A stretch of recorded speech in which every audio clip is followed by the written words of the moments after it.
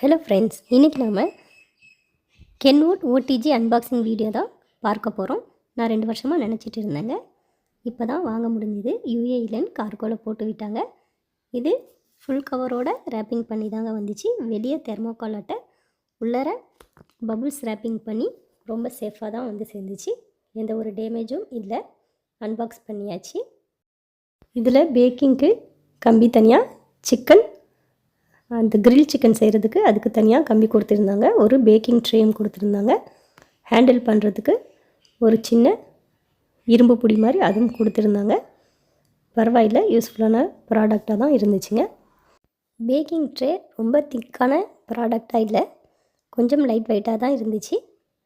Anyway நாங்கள் இதில் வந்து ஒரு டிஷ்ஷும் செய்து பார்த்தாச்சு.